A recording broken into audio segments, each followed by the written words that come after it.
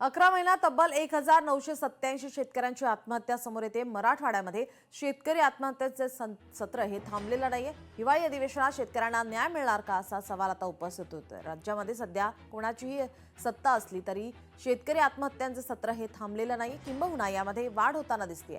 सन 2001 पासून या ठिकाणी शेतकरी आत्महत्यांची नोंद शासन स्तरावरून गंभीर घेतली नसल्याने आता शेतकरी आत्महत्यांमध्ये वाढ होताना पाहायला मिळते।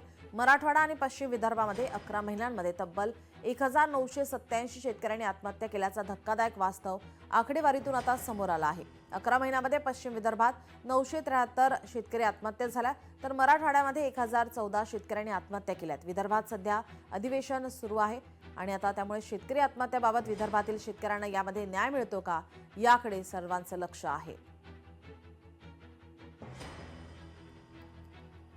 11 महिन्यात शेतकऱ्यांच्या आत्महत्यांचं या ठिकाणी आकडेवारी 1987 शेतकऱ्यांनी आत्महत्या केल्याची माहिती।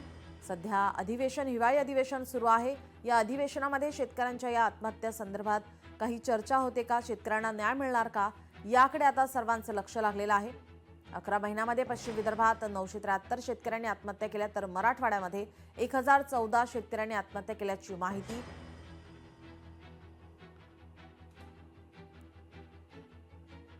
धक्कादायक वास्तव हे या आकडेवारीतून आता समोर येते। 2001 पासून शेतकरी आत्महत्यांची नोंद शासन स्तरावर गंभीर घेतली नसल्याने शेतकरी आत्महत्यांमध्ये आता वाढ होताना पाहायला मिळते। लोकशाही मराठी ऐका, पहा, जागरूक रहा।